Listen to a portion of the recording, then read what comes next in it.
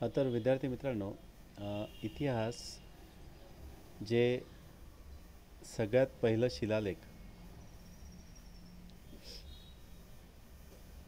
ज्याच्यामध्ये फ्रान्स येथील लूव्र संग्रहातील जे शिलालेख सापडलं होतं त्या सुमेरमधील दोन राज्यातील सैन्यांमध्ये ते युद्ध दाखवलेलं आहे.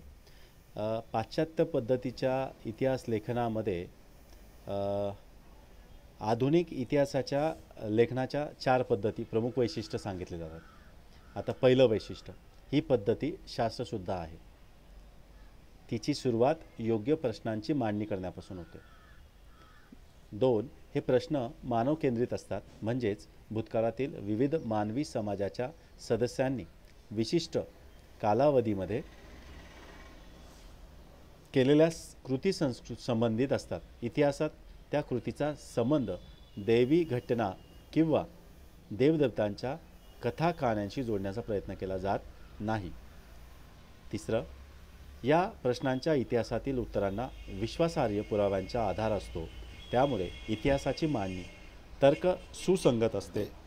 चार, मानवजातीने भूतकाळात केलेल्या कृतींच्या आधारे व मानवजातीच्या वाटचालीचा वेध इतिहासात घेतला जातो. आता वरील वैशिष्ट्यांनी युक्त असलेल्या आधुनिक इतिहास लेखनाच्या परंपरेची बीजे प्राचीन ग्रीक इतिहासकारांना लेखनात आढळतात. असे मानले जाते की हिस्ट्री हा शब्द ग्रीक भाषेतील आहे. इसवी सन पूर्व 5व्या शतकात होऊन गेलेला हेरोडोटस या ग्रीक इतिहासकाराने तो प्रथम द हिस्ट्रीज या ग्रंथाच्या शीर्षकासाठी वापरला. विद्यार्थी मित्रांनो, हिस्ट्री हा ग्रीक भाषेतील शब्द आहे. आता हिस्ट्री, आता हिस्ट्रीचं स्पेलिंग जर पाहिलं तर HIS, हीज म्हणजे त्याची, आणि STORY हिस्टोरी म्हणजे हीज अ स्टोरी, त्याची स्टोरी. मग त्याची स्टोरी कुणाची? जो हेरोडोटस नावाचा, जो रोमन साम्राज्यामध्ये सेनापती होता, युद्धामध्ये घडलेल्या घटनांचा, युद्धामध्ये घडलेल्या प्रसंगांचा तो त्या डायरीच्या रूपातून ते लिखाण करत होता. आणि त्या पुस्तकाला, त्या ग्रीक इतिहासकाराच्या पुस्तकाला द हिस्ट्रीज या ग्रंथाच्या शीर्षकाने ते जगप्रसिद्ध झालं. आणि असं म्हणतात की हेरोडोटस हा इतिहासाचा जनक आहे. कितव्या शतकामध्ये? 5व्या शतकामध्ये. कितव्या शतकामध्ये? 5व्या शतकामध्ये. आणि कोण? हेरोडोटस. हा कोण होता? तर सेनापती होता. आणि ग्रीक साम्राज्यामध्ये, इतिहासकारामध्ये त्याने कोणतं पुस्तक लिहून ठेवलं? The histories.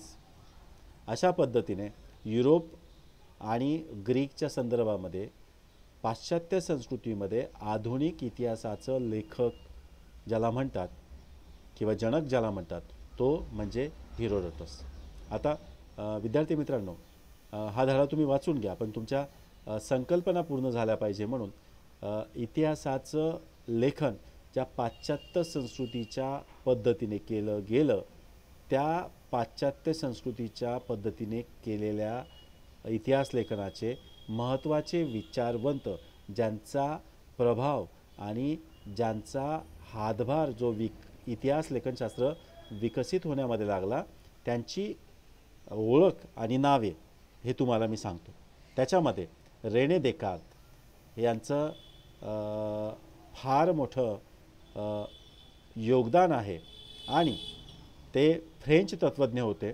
त्यांनी डिस्कोर्स ऑन द मेथड या ग्रंथातील एक नियम शास्त्रशुद्ध संशोधनाच्या दृष्टीने फार महत्त्वाचा मानला जातो. एखादी गोष्ट सत्य आहे असे निसंशयरित्या प्रस्थापित होत नाही तोपर्यंत तिचा स्वीकार कदापि करू नये, हा तो नियम होय. आणि हा नियम फार जगप्रसिद्ध आहे. Rene Descartes. एखादी गोष्ट सत्य आहे असे निसंशयरित्या प्रस्थापित होत नाही तोपर्यंत तिचा स्वीकार कदापि करू नये, हा तो नियम होता. म्हणजे एखादी गोष्ट सत्य आहे, जोपर्यंत तिच्यावर कुठलाही संशय होत नाही आणि ती सत्य ठरत नाही तोपर्यंत तिचा स्वीकार करू नये, असं रेने देकार्तेचं असं म्हणणं होतं. व्हॉल्टेअर त्याच्यानंतर त्यांचं मूळ नाव होतं फ्रान्स मरी अरुए. व्हॉल्टेअरसुद्धा हे फ्रेंच तत्त्वज्ञानी होते. त्याच्यानंतर त्यांनी इतिहासाच्या सत्यघटना कालक्रम एवढ्यावर लक्ष केंद्रित न करता तत्कालीन समाजाच्या परंपरा, व्यापार, आर्थिक व्यवस्था, शेती इत्यादी गोष्टींचा विचार करणे आवश्यक आहे असा विचार मांडला.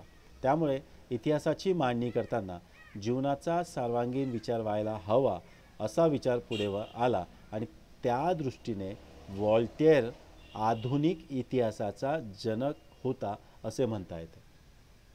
बघा, इतिहासाचा जनक कोण पहिला? हेरोडोटस. आणि आधुनिक इतिहासाचा जनक कुणाला म्हटलं गेलं तर व्हॉल्टेअरला. त्याच्यानंतर जॉन विल्हेम फ्रेडरिक हेगल. आता जॉन विल्हेम फ्रेडरिक हेगल यांचं इथे आपण फोटो बघत आहात.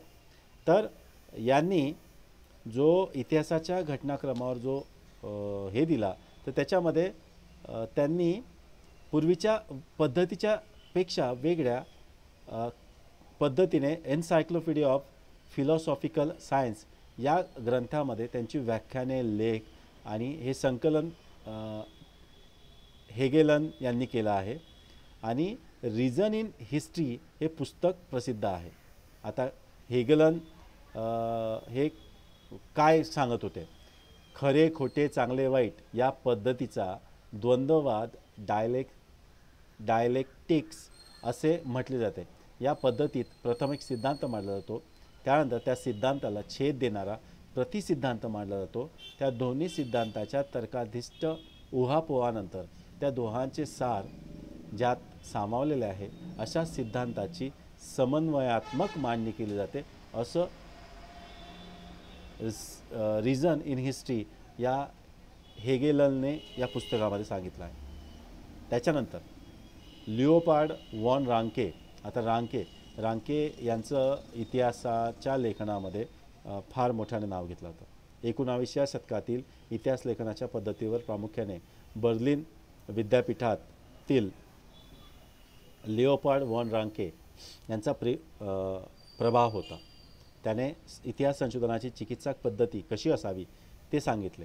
मूळ दस्तऐवजांच्या आधारे प्राप्त झालेली माहिती ही सर्वाधिक महत्त्वाची आहे यावर त्यांनी भर दिला.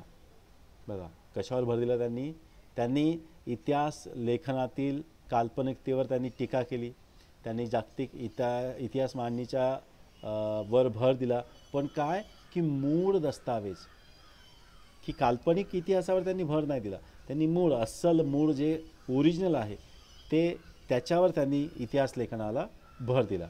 त्यांचं the theory and practice of history and the secret of world history या ग्रंथामध्ये त्यांच्या विविध लेखांचे संकलन आहे. आता त्यांच्यानंतर कार्ल मार्क्स हे एक जागतिक लेवलवरचं ज्यांचं नाव फिलॉसॉफरमध्ये गणलं जातं. ते एक इतिहासतज्ञ पण होते, फिलॉसॉफर पण होते. आणि आपल्या भारतामध्ये मार्क्सवादी कम्युनिस्ट पार्टी म्हणजे कार्ल मार्क्सच्या तत्वावर चालणारी एक पॉलिटिकल पार्टी आहे.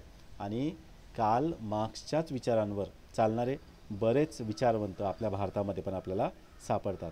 19व्या शतकाच्या उत्तरार्धात कार्ल मार्क्स यांनी मांडलेल्या सिद्धांतामुळे इतिहासाच्या दृष्टिकोनात महत्त्वाचा बदल घडवून आणणारी वैचारिक प्रणाली अस्तित्वात आली. इतिहास अमूर्त कल्पनांचा नसून जिवंत माणसांचा असतो. माणसामधील नातेसंबंध त्याच्या मूलभूत गरजा भागवण्यासाठी उपलब्ध असलेल्या उत्पादन साधनांच्या स्वरूपावर व मालकीवर अवलंबून असतात. समाजातील वेगवेगळ्या घटकांना ही साधने समप्रमाणात उपलब्ध होत नाहीत. यातून समाजाची वर्गवार आधारित विषम विभागणी होऊन वर्गसंघर्ष निर्माण होतो. मानवी इतिहास अशा वर्गसंघर्षाचा इतिहास असून ज्या वर्गाच्या ताब्यात उत्पादन साधने आहेत किंवा असतात तो इतर वर्गांचे आर्थिक शोषण करतो अशी मांडणी कार्ल मार्क्स यांनी दिली. म्हणून जे कामगारांचं धोरण होतं त्या धोरणामध्ये वर्गसंघर्षाचा सिद्धांत मांडणारे कार्ल मार्क्स होते.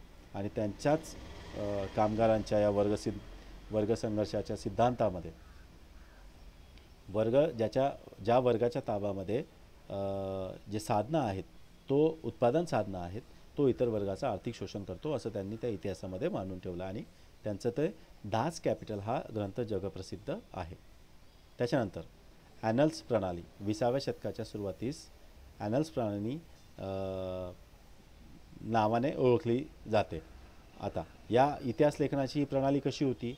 यात फक्त राजकीय घडामोडी, राजे, महान नेते आणि त्या अनुषंगाने राजकारण, मुत्सद्देगिरी, योद्धे यांच्यावर केंद्रित न करता तत्कालीन हवामान, स्थानिक लोक, शेती, व्यापार, तंत्रज्ञान, दळणवळण, संपर्काची साधने, सामाजिक विभागणी आणि समूहाची मानसिकता यासारख्या विषयांचा अभ्यास करणेही महत्त्वाचे मानले जाऊ लागले.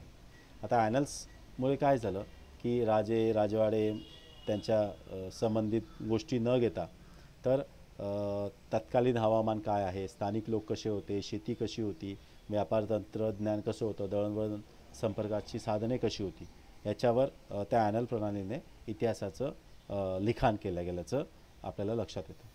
त्याच्यानंतर स्त्रीवादी इतिहास लेखन. आता इतिहास लेखनामध्ये स्त्रियांच्या संदर्भामध्ये बराच अन्याय झालेला दिसतो, म्हणून इतिहासाचं स्त्रीवादी लेखन स्त्रियांच्या दृष्टिकोनातून केलं गेलं. त्याच्यामध्ये इतिहासाची पुनर्रचना सीमा द बोवा या फ्रेंच विदुषीने स्त्रीवादाची मूलभूत भूमिका सिद्ध केली. स्त्रीवादी इतिहास लेखनामध्ये स्त्रियांचा अंतर्भाव करण्याबरोबर इतिहास लेखनाच्या क्षेत्रातील पुरुष प्रधान दृष्टिकोनाचा विचार करण्यावर भर दिला गेला. त्यानंतर स्त्रियांच्या आयुष्याशी निगडीत नोकरी, रोजगार, ट्रेड युनियन यांच्यासाठी काम करणाऱ्या संस्था, स्त्रियांचे कौटुंबिक आयुष्य यासारख्या विविध पैलूंवर सविस्तर विचार करणारे संशोधन सुरू झाले आणि 1990 नंतर स्त्री हा एक स्वतंत्र सामाजिक वर्ग मानून इतिहास लिहिण्यावर भर दिला गेला. याच्यामध्ये मायकल फुको हे 20व्या शतकातील फ्रेंच इतिहासकार मायकल फुको होते आणि आर्किओलॉजी ऑफ नॉलेज या ग्रंथामध्ये त्यांनी इतिहासाची कालक्रमानुसार अखंड मांडणी करण्याची पद्धत चुकीची आहे असे प्रतिपादन केले. पुरातत्वामध्ये अंतिम सत्यापर्यंत पोहोचणे हे उद्दिष्ट नसून भूतकाळातील स्थित्यांतराचे स्पष्टीकरण देण्याचा प्रयत्न असतो याकडे त्यांनी लक्ष वेधले. फुको याने इतिहासातील स्थित्यांतराचे स्पष्टीकरण देण्यावर भर दिला म्हणून त्याने या पद्धतीला ज्ञानाचे पुरातत्व असे म्हटले. इतिहासकारांनी पूर्वी विचारात न घेतलेल्या मनोविकृती, वैद्यकशास्त्र, तुरुंग व्यवस्था यांच्यासारख्या विषयांचा त्याने इतिहासाच्या दृष्टीतून विचार केला. आधुनिक इतिहास लेखनाची व्याप्ती अशा रीतीने विस्तारत गेली. साहित्य, स्थापत्य, शिल्पकला, चित्रकला, संगीतकला, नृत्यकला, नाट्यकला, चित्रनिर्मिती, दूरदर्शन यांच्यासारख्या विविध विषयांचे स्वतंत्र इतिहास लिहिले जाऊ लागले. बघा विद्यार्थी मित्रांनो, इतिहासाच्या पाश्चात्य लेखनाच्या परंपरेमध्ये बघितलं की राजे, रजवाडे, त्यांचे किल्ले, त्यांच्या राण्या, महाल याच्यावरून सेनापती, युद्ध, त्याच्यानंतर शेती, निसर्ग, हवामान, त्याच्यानंतर स्त्रीवादी लेखन, त्याच्यानंतर महिलांचं धोरण, महिलांच्या नोकरी, मजुरांचं शोषण, मजुरांचं उत्थापन, त्याच्यानंतर ज्या रेफरन्समध्ये मायकल फुको यांनी स्थापत्य, शिल्पकला, चित्रकला, संगीतकला, नृत्यकला, नाट्यकला, चित्रपट निर्मिती, दूरदर्शन आणि ज्या अनेक वैद्यकशास्त्र कसं होतं त्या काळी, वैदिकशास्त्रामध्ये म्हणजे आरोग्याच्या निगडीत वैदिकशास्त्र कसं होतं, मनोविकृती कशी होती त्या काळची लोकांची, तुरुंग व्यवस्था कशी होती, या संदर्भात मायकल फुको यांनी इतिहासाचं लेखन केलं आणि पुरातत्व विभागाला साक्षी ठेवून इतिहासाची जी कालक्रमानुसार अखंड मांडणी आहे ती चुकीची पद्धत आहे असं पुरातत्वामध्ये अंतिम सत्यापर्यंत पोहोचणे हे उद्दिष्ट नसून भूतकाळातील स्थित्यंतरांचे स्पष्टीकरण देण्याचा प्रयत्न असतो असं त्यांनी लक्ष वेधलं. तर अशा पद्धतीने इतिहासाच्या पाश्चात्य लेखन परंपरेमध्ये आपल्याला सर्वांगीण वेगवेगळ्या दृष्टीने वेगवेगळ्या विचारवंतांच्या, जसं मायकल फुको असेल, लिओपार्ड वॉन रांके असेल, कार्ल मार्क्स असतील, त्याच्यानंतर जॉर्ज विल्यम फेडरिक हेगेल असेल, त्याच्यानंतर वॉल्टेअर्स असतील, रेने देकार्ता असेल, तर या सगळ्या पाश्चात्य विचारवंतांच्या माध्यमातून आपल्याला इतिहास लेखनाच्या पाश्चात्य परंपरांचा अभ्यास अनुभवायला मिळाला. तर विद्यार्थी मित्रांनो, आपल्याला इथे स्वाध्याय दिलेला आहे. तर या स्वाध्यायामध्ये प्रश्न पहिला ते प्रश्न 6वापर्यंत आपण या स्वाध्यायासाठी आपण हे प्रश्न घ्यायचे आहेत. आणि अशा प्रकारे आज आपण इतिहास या विषयातील इतिहास लेखन आणि पाश्चात्य परंपरा हा धडा आपण इथे अभ्यासला. आपण माझं म्हणणं ऐकलं याच्यासाठी धन्यवाद. अभ्यास करा, सुरक्षित राहा, कोरोना महामारीपासून बचाव करा आणि आपला आणि आपल्या परिवाराचं सुरक्षितता ठेवा. एवढीच आपल्या सगळ्यांना विनंती आणि सदिच्छा करतो. नमस्कार.